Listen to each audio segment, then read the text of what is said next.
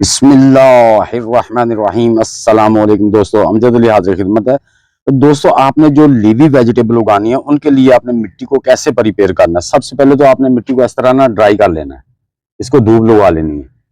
दोस्तों, बार बार बताने का ये मकसद होता है कि जो कुछ दोस्त ऐसे हैं कि वो बार बार कहते हैं जी हमारे पौधे अच्छी ग्रोथ नहीं कर रहा है या जर्मिनेट नहीं सही हो रहा है। उसकी वजह ये होती है कि आपकी मिट्टी रिचार्ज नहीं हुई होती।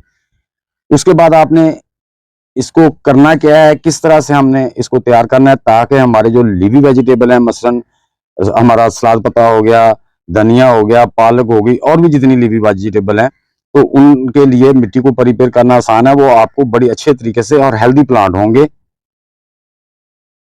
अब वीवर्स, आपने करना क्या है कि जो जैसे कि मैंने बास्केट दिखाई है उसमें से आधी मिट्टी निकाल लिया, आधी मिट्टी निकाल ली है। इसके लिए हमें लीवी वेजिटेबल के लिए इतनी मेहनत करने की जरूरत नहीं। ये देखिए, मैं पालक की वेस्ट होती शापर में बांध के रख दी थी। अब ये देख सकते हैं, ये अच्छी तरह गल गई है। तो इससे हमें ये देखें, ये तकरीबन ये गल गई है। इसी तरह मेरे पास 4-5 पैकेट है मुख्तलिफ टोकरियों के।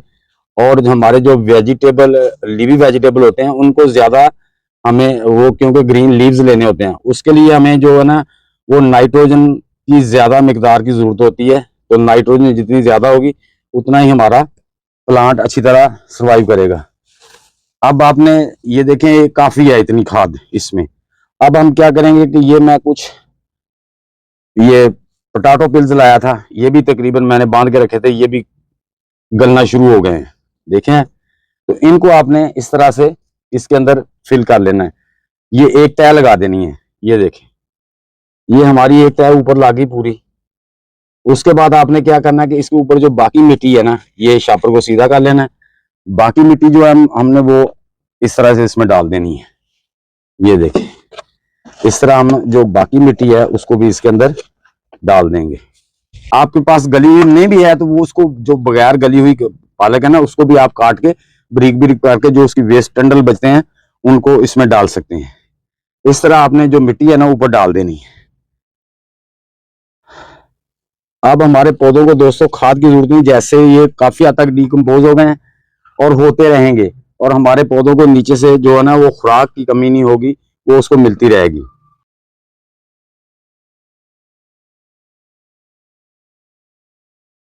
में क्यारी आपकी तैयार हो गई है।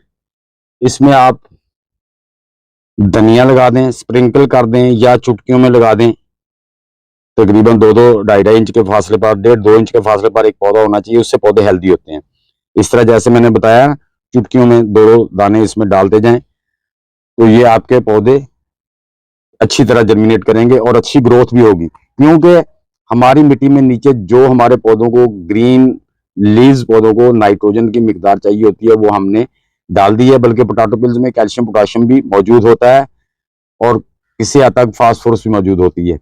तो उससे हमारे पौधे तेजी से ग्रोथ करेंगे और हमें उससे अच्छा रिजल्ट मिलेगा। दोस्तों, अगर आपके पास वो चीजें नहीं है ना, खाद, गोबर की खाद वगैरह, तो आप इस तरह भी अपनी लीवी वेजिटेबल लगा सकते हैं। मसलन सलाद पत्ता है, पालक है, धनिया है, और भी जितने लीवी वेजिटेबल हैं वो इसमें आप लगा सकते हैं।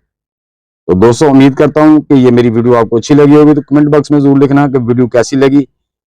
नए दोस्त भी वीडियो को लाइक, शेयर और चैनल को सब्सक्राइब कर दें और बेल आइकन को दबा दें ताकि हर नई वीडियो की इतला आपको टाइम टू टाइम मिलती रहे। तो दोस्तों, मिलते हैं इंशाल्लाह नेक्स्ट वीडियो में।